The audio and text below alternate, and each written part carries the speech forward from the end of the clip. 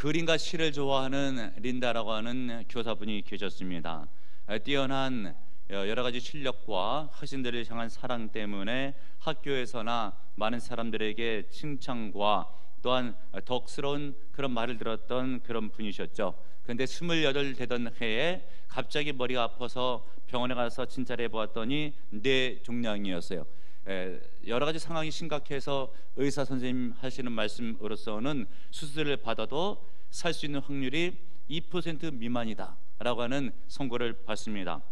그리고 수술 날짜를 잡을 때에 7개월 후로 잡았고 약 6개월이 되는 동안에는 본인이 좋아하고 있는 시와 그림을 하면서 나름대로의 시간을 보내면서 행복하려고 애를 썼죠. 그러면서도 수술날이 다가오게 됐을 때에 유서를 썼어요. 살 수 있는 확률이 2% 미만이라고 하니까 혹시 죽을 확률이 높으니까 유서를 남길 때에 자기 몸에 있는 모든 장기들을 100% 기증하겠다라고 하는 유서를 썼고, 수술 후에 안타깝게도 수술이 그냥 열심히 했는데도 불구하고 상태가 너무 악하고 또한 좋지 못하다 보니까 결국은 세상을 떠나게 되었습니다. 이 일로 그분의 장기가 하나둘씩 기증되는데, 특별히 안구운을 통해서 눈도 기증되는데, 그 눈을 받았던 사우스 캐롤라이나 살고 있는 어느 청년이 너무 감사하다고 하면서 안구은행에 감사의 편지를 보냈대요. 그런데 참 놀라운 일은, 보통 힘들고 어려울 때 누군가가 자기를 도와주면 고마운 마음과 감사의 마음을 표하는 것이 인지상정인데도 불구하고 그 안구은행에서 그 청년이 받을 때까지 안구가 3만 개의 안구가 기증되면서 3만 명이 앞을 새롭게 본 거예요. 그런데도 불구하고 그 청년이 보냈던 편지는 딱 2번째 편지, 감사하다라고 하는 편지는 2번째 편지였다고 하는 거예요. 이 예화가 들려주고 있는 일들을 우리가 생각해 볼 때에 여러분 개인적으로 적용해 보세요. 내가 힘들고 어려고 공부하게 됐을 때 누군가가 나를 도와주게 되면 평생 그 은혜를 잊지 않을 것 같아요.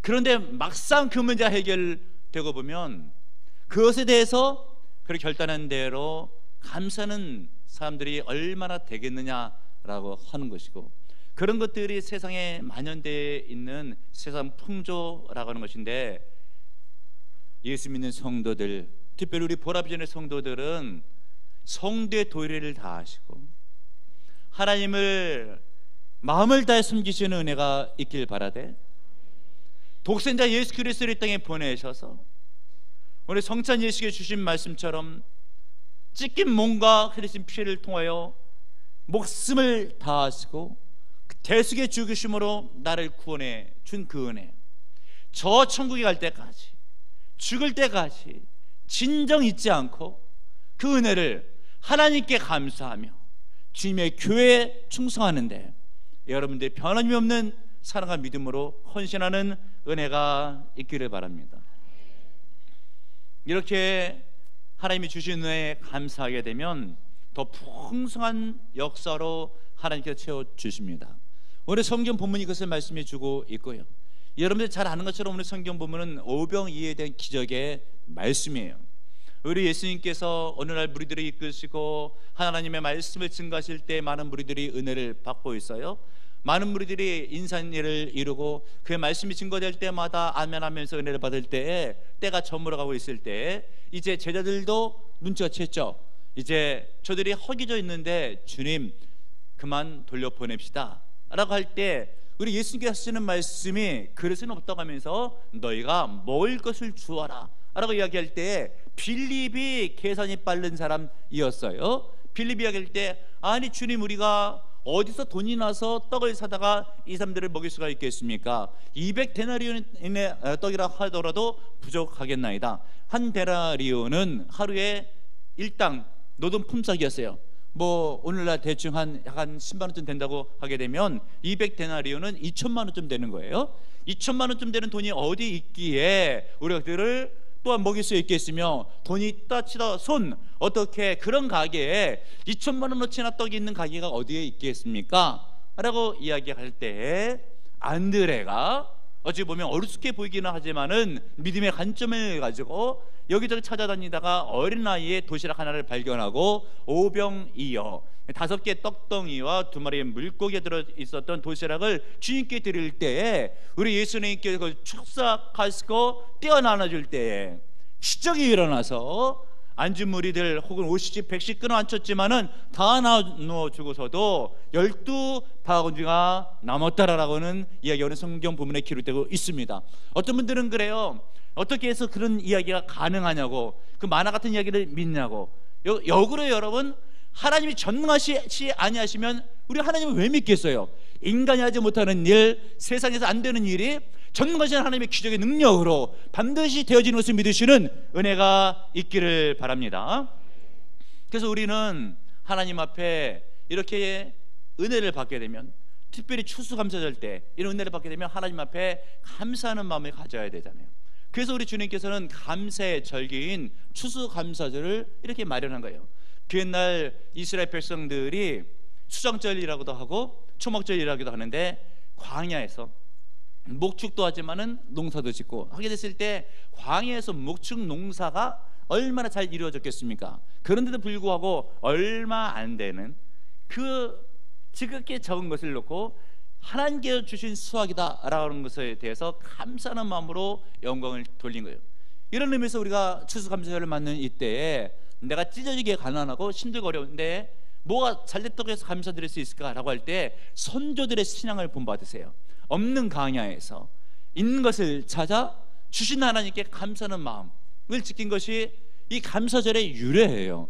우리가 그 신앙을 본받아 감사하는 은혜가 있기를 바라고요. 오늘 오병이어의 기적의 역사처럼 하나님께서 어떻게 해서 큰 역사로 풍성하게 채워주었을까라는 것을 말씀을 통해 은혜를 받으셔서 추수감사절 때 받은 은혜 말씀을 통해서 삶이 더욱더 풍요로워지고 하나님의 기적이 일어나는 역사 있기를 다시 한번 축복해 드립니다. 그럼 어떻게 해서 기적의 역사가 있게 되었는가? 여러분 19절에 있는 말씀을 보시길 바랍니다. 19절을 읽겠습니다. 19절 다 한 목소리로 시작. 무리를 명하여 잔디 위에 앉히시고 떡 5개와 물고기 2마리를 가지사 하늘을 우러러 축사하시고 떡을 떼어 제자들에게 주심에 제자들이 무리에게 주니. 아멘. 우리 예수님께서 오병이어를 놓고 뭐 했대요? 축사하시니. 쉬운 말로 바꿔 이야기해드리면 감사의 기도를 드리시니 라고 한 거예요. 감사 기도 드렸더니 그때 기적이 일어난 줄로 믿으시는 여러분들 되시길 바랍니다. 우리 예수님께서 요한복음 11장에 보게 되면 나사로가 죽은 지 나흘이 되겠을 때에 그 돌무덤에 들어가 시신이 있어서 냄새나는 그때에 하늘을 우러러 기도하시기를 나의 기도를 아버지 지금까지 들어주신 것이 감사하나이다 라고 하고 감사 기도를 드리신 후에 시신을 향하여 명하기를 나사로야 나오라 명할 때에 수족이 배로 동인 채로 걸어 나온 줄로 믿으시는 여러분들 되시길 바랍니다.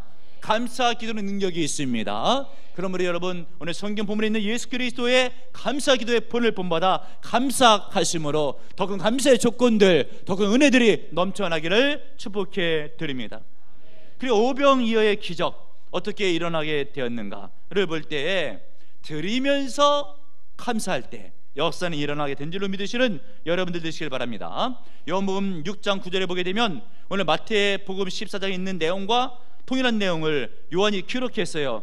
어떻게 기록했는가? 여기 한 아이가 있어 보리떡 5개와 물고기 2마리를 가지고 있나이다. 그러나 그것이 이 많은 사람에게 얼마나 되겠사옵나이까 라고 하면서 안드레가 주 앞에 드린 것이죠.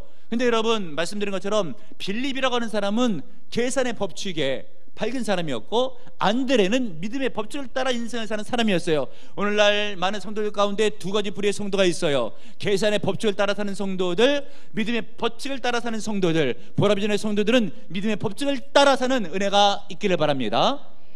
여러분 계산의 법칙을 따라 살았다고 한다면 역사는 안 일어나요.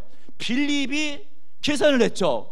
200데나리의 떡이라도 부족하다고 머리가 아주 재빠르게 돌아가요. 이것이 기적을 일으키고 무리를 먹일 수 있는데 무슨 도움이 되겠습니까? 빌립의 얘기인가요? 다 틀렸다, 안 된다, 안 되는 이유에 대해서 숫자적으로 조목조목으로 계산한 거죠. 계산을 따라 사는 사람이 계산을 받잖아요.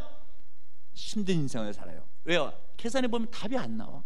안 나온 대로 사는 거야. 그러나 안드레는 어떻게 했어요? 어떻게 보면 어리숙하지만은 우리 주님께서 물로 포도를 만들었던 현장 가운데 있었죠. 전능하신 주님을 알고 있는 거예요. 우리 주님께서는 물로도 포도를 만드시는데 뭔가 주님께 가져다 드리면 주님께서 어떻게 하시질 않겠는가 라고 하는 마음으로 둘러보고 찾아다니다가 어린아이의 도시락이 있었죠. 그리고 뺏어서 가져가지는 않았을 거예요. 성경 나오지 않았지만 아이를 겉면해서 그것을 들이댔을 때에 우리 예수님이 기적을 일으켜주시게 되면 많이 남을 것인데 그 중에 많은 것들을 내가 받게 될 수가 있겠다고 뭐 이렇게 말을 건넸겠죠. 내용은 없지만 사정을 우리가 추론해 보면 가능한 이야기예요. 결국은 그렇게 해서 오병이어를 주님께 드렸을 때에 우리 주님께서 그들 받으시고 축사하실 때에 역사가 일어나게 된 줄을 믿으시는 여러분들 되시길 바랍니다. 중요한 것은 무엇인가? 계산해서 되는 것은 아니다. 신앙은 그래요. 여러분 계산해서 되면 얼마나 나오겠어요? 그러나 성경 말씀에 보게 되면 최소 30배 많으면 100배의 결실로 주께서 갚아주시는 것이에요. 세상에서는 여러분 이자 이율을 봐도 100%가 뭐예요? 연이율 2몇 프로 살대야. 성경에서는 몇 프로? 최소 30배 많으면 100배니라.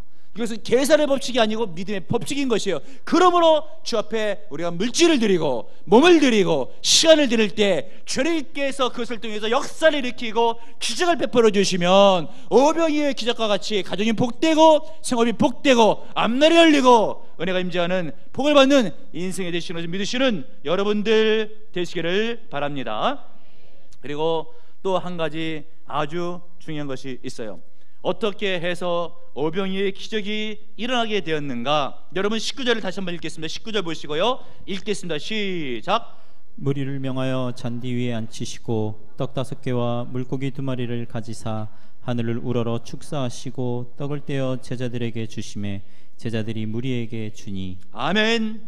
여러분이 예수님의 믿음의 모습을 본받으세요. 가만히 보세요.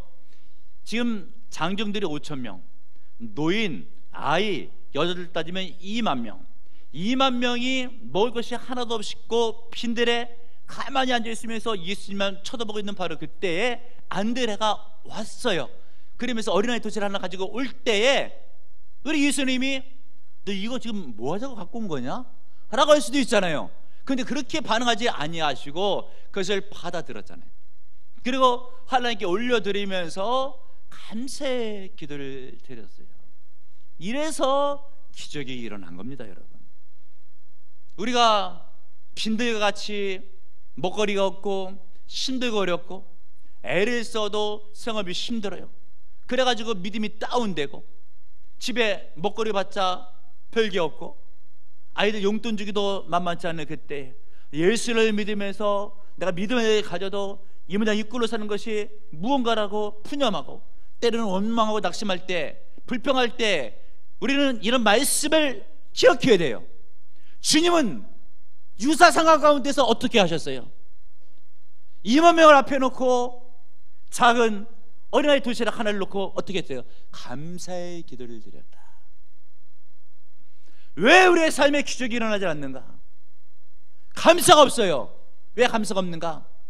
너무 형편없이 부스러기같이 작은 것들만 내 삶에 있고 만족할 만한 것이 있지 않을 때 감사가 없어요.